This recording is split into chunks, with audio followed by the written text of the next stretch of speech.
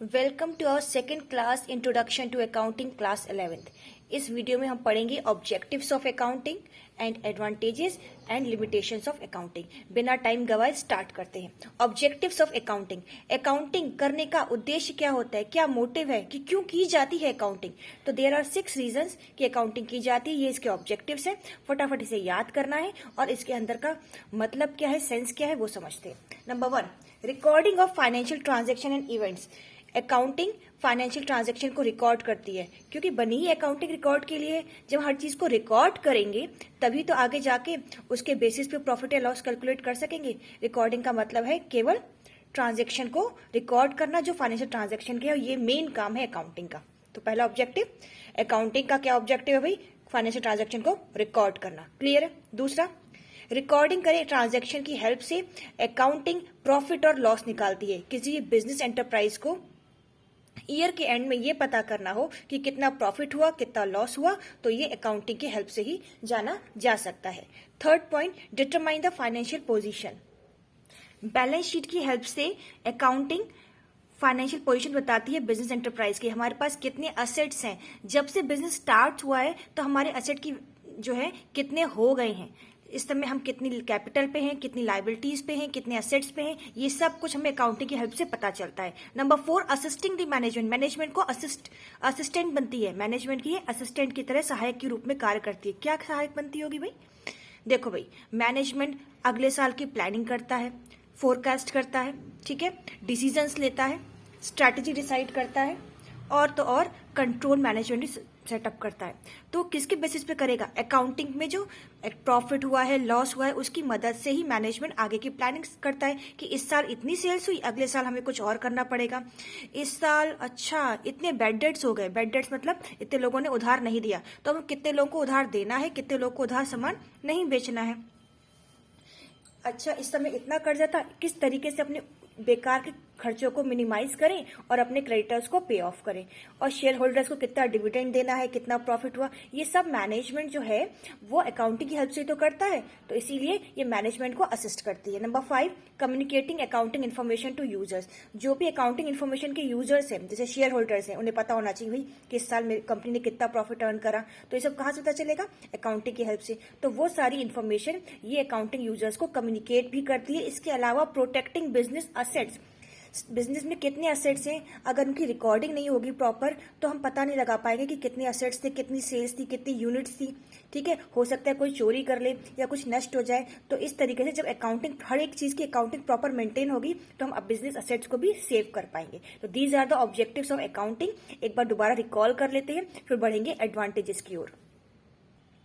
Number 1, recording, profit, determine profit and loss. याद हो गया, रिकॉर्ड करो, प्रॉफिट एंड लॉस निकालो, फाइनेंशियल पोजीशन पता करो, मैनेजमेंट की हेल्प करो यानी कि असिस्ट करो, और कम्युनिकेट करो इन्फॉर्मेशन किसको, यूजर्स को, और तो और बिजनेस के असेट्स को प्रोटेक्ट करो। हो गया याद, बस दस।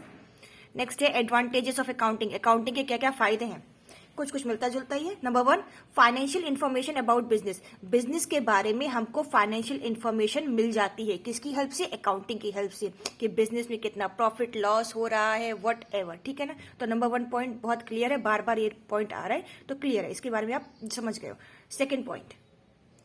सेकेंड पॉइंट है असिस्टेंस टू मैनेजमेंट। मैनेजमेंट को असिस्ट करता है, मैनेजमेंट को एक सहायक मिल जाता है, ये भी एक फायदा ही है। कैसे, मैनेजमेंट को कोई डिसीजन लेना होता है, फ्यूचर प्लानिंग करनी होती है, फोरकास्ट करनी होती है कि इस साल इतनी सेल्स हुई है तो अगले साल कितनी सेल्स हो पाएगी, टारगेट डिसाइड करने होते हैं। तो अकाउंटिंग की हेल्प से या with the help of book of account management ये सब डिसीजन लेने में सक्षम हो पाता है। Next third one, replace memory. अगर मैं सारे ट्रांजैक्शंस याद रखूं कि 1 जून को ये खरीदा, 2 जून को ये खरीदा, 3 जून को ये सैलरी करी, पेप करी, तो ऐसा पॉसिबल नहीं है। इसीलिए हर चीज रिकॉर्ड होती है अकाउंटिंग में, ठीक है ना। इस तरीके से मेमोरी पे ज्यादा जोर नहीं पड़ता, ये मेमोरी की जगह रिप्लेस कर देती है। और पर्सन को ट्रांजैक्शन रिमेंबर करने की कोई जरूरत नहीं होती, क्योंकि हर चीज वो देखकर बता सकता है। फॉर एग्जाम्पल आपसे पूछा जाए 4 जून को क्या सामान आया था और कितना आया था, कितने रुपए का आया था, अब आप सोचते रहोगे, हो सकता है आपको याद भी ना रहे। बेटर है आप अपने बुक्स की पन्ने पलटिए, 4 जून में जो एंट्री हुई है देख के आप इजीली बता पाओगे। क्लियर है। नेक्स्ट है फैसिलिटेट्स कंपैरेटिव स्टडी। अगर हमें कंपैरिजन करना हो कि लास्ट ईयर के प्रॉफिट से इस साल का प्रॉफिट या लास्ट 2 ईयर्स के प्रॉफिट से इस ईयर का प्रॉफिट क्या है, तो वो हम किसकी हेल्प से कर सकते हैं, comparative study with the help of books of account. तो ये आपको बहुत ही क्लियर होगा। 5th point, facilitate settlement of tax liabilities. जितने भी प्रकार के टैक्स हैं, सेल्स टैक्स हो, इनकम टैक्स हो, है वैट हो, वैल्यू एडेड टैक्स हो, तो वो अकाउंट बुक्स ऑफ अकाउंट्स में सेटलमेंट में हेल्प करते हैं। क्यों? क्योंकि टैक्स लाइबिलिटीज किसके अकाउंटिंग कैलकुलेट होंगी? जो आपने अकाउंट्स मेंटेन कर रखे होंगे, ठीक है ना। उसके प्रॉफिट लॉस पे टैक्स ऑफिशियल चेक करते हैं, प्रॉपर सीए चेक करता है कि इतनी टैक्स लाइबिलिटी जाएगी, ठीक है। आपको आईटीआर फाइल करना होता है, वट एवर।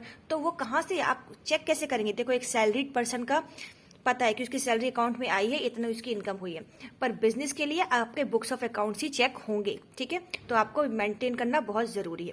Facilitates loan.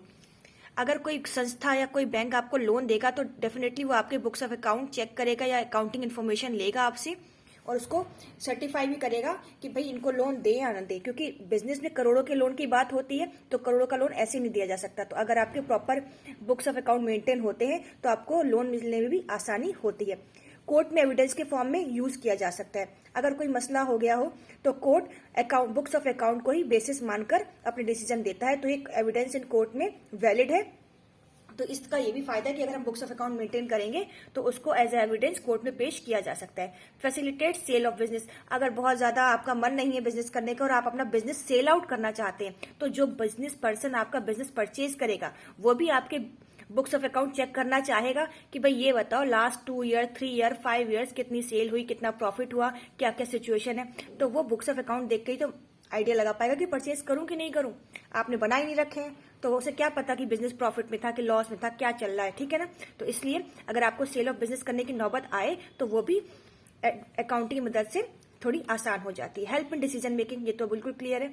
अगर बिजनेस ओनर्स को डिसीजन लेना है कि लास्ट ईयर कंपैरिजन में आगे जाके क्या क्या चेंजेस किए जाएं जिससे हमारी सेल्स, प्रॉफिट या वर्कर्स का एफिशिएंसी बढ़ाई जा सके, तो वो बुक्स ऑफ अकाउंट्स की मदद से ही ये डिसीजन ले पाते हैं, क्योंकि उन्हें पता होता है कितनी सेल पर भी हम इतना आउटपुट नहीं दे पाए। क्लियर है? तो दीज आर द एडवांटेजेस। एक दोबारा फिर से एज अ रूटीन रिकॉल कर लेते हैं, ठीक है। देखिए, number 1, financial information about business. Advantage, accounting का पहला फायदा यह है कि बिजनेस के रिगार्डिंग फाइनेंशियल इन्फॉर्मेशन प्रोवाइड करती है। दूसरा फायदा क्या है? मैनेजमेंट को असिस्ट करती है, असिस्टेंस टू मैनेजमेंट। तीसरा, याद करने की जरूरत नहीं, replaces memory. Facilitates comparative study. अगर हमें कंपैरिजन करना हो तो वो इसके अकाउंटिंग मदद से आसानी से हो जाता है। टैक्स लायबिलिटी सेटल करने के लिए ये बहुत ज्यादा मददगार साबित होती है। लोन प्राप्त करने के लिए भी इजीली हमको बुक्स ऑफ अकाउंट्स अगर हमारे मेंटेन है तो इजीली मिल जाता है। Evidence in court, facilitate sale of business, helps in decision making, ठीक है। थर्ड टॉपिक जो कि लास्ट टॉपिक है इस वीडियो का, लिमिटेशंस ऑफ अकाउंटिंग। अकाउंटिंग से क्या क्या मतलब डिसएडवांटेज भी कह सकते हैं, कुछ सीमाएं भी हैं अकाउंटिंग की, ठीक है। हर जगह हम ये कहें कि फायदा नहीं, कुछ इसकी कुछ ड्रॉबैक्स भी हैं, तो वो हम पढ़ेंगे। There are 5 points drawbacks, limitations of accounting. Number 1, accounting is not fully exact. Accounting एकदम एग्जैक्ट नहीं हो पाती। क्यों नहीं हो पाती? हालांकि अकाउंटिंग में सब कुछ वाउचर्स, बिल के अकॉर्डिंग रिकॉर्ड होता है जिसका उसका प्राइस होता है, लेकिन इसमें एक कंसेप्ट भी होता है डेप्रिसिएशन, ठीक है। ये लोग क्या करते हैं, अपने असेट्स पे कंटिन्यूस डेप्रिसिएशन लगाते रहते हैं, जिससे जो उसकी ओरिजिनल वैल्यू है वो हमें पता नहीं होती, और हम लगा रहे हैं अपनी बुक्स में कि भैया भाई फर्नीचर 10 का था, अब 9 का हो गया, 8 का हो गया। हो सकता है मार्केट में 10 का बिक भी जाए, तो हम ये कहें कि बिल्कुल अकाउंटिंग में जो प्राइस दिख रहा है वही प्राइस मार्केट में बिक जाएगा। दिस इज नॉट एग्जैक्ट, ठीक है ना। हम एग्जैक्ट नहीं हो कि हो जाएगा, तो accounting is not fully exact. Number 2, accounting does not indicate the realisable value. Same है, ठीक है। मेरे पास जो जमीन है मैंने उसको उसी अमाउंट पे लिखा हुआ है जो स्टार्टिंग में मैंने खरीदी थी।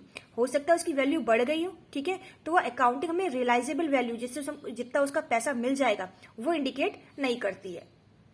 अकाउंटिंग में क्वालिटेटिव एलिमेंट का कोई जगह नहीं है कि कोई अच्छा है, कोई अपना कैलिबर अच्छा दे रहा है, कितना पढ़ा लिखा है। अकाउंटिंग में क्वालिटेटिव मेजर्स का कोई भी ट्रीटमेंट नहीं है। 4th, accounting ignores the effect of price level changes.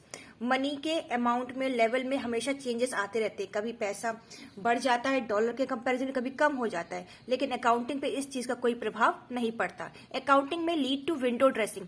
Accounting में चीजें मैनिपुलेट की जा सकती हैं, ठीक है, आशंकाएं हैं, ठीक है। तो इस तरीके से विंडो ड्रेसिंग का मतलब है मैनिपुलेशन ऑफ अकाउंट। अकाउंटिंग में कुछ मैनिपुलेशन कर दिया जाए ताकि अपनी बिजनेस की सिचुएशन अच्छी दिखाई जाए मार्केट में। तो ऐसा भी हो सकता है अकाउंटिंग में, या आप आगे पढ़ोगे सीए लोग कुछ ना कुछ तिकड़म बढ़ा के आपकी पोजीशन अच्छी या खराब दिखा सकते हैं, ठीक है ना। वो डिपेंड करता है। वो बस हमें ये लिमिटेशंस पढ़े थे इसलिए पढ़ा कि अकाउंटिंग में lead to window dressing. Fourth, accounting ignores the effect of price level changes. Price घट रहा है या बढ़ रहा है डॉलर के कंपैरिजन में, इससे कोई फर्क नहीं पड़ता, हम अपनी अकाउंटिंग में वही पुराने घिसे-पिटे रिकॉर्ड करते रहते हैं। Accounting ignores qualitative element. Qualitative element staff की क्वालिटी का, पब्लिक रिलेशन का अकाउंटिंग में कोई फर्क नहीं पड़ता। Accounting does not indicate realisable value. जो आपने एंट्री कर दी स्टार्टिंग में, जो आपने परचेज की, उसी पर चलता चला आएगा। ये रियलाइजेबल वैल्यू हर साल रिन्यू नहीं करती अपने अकाउंट में। Accounting is not fully exact.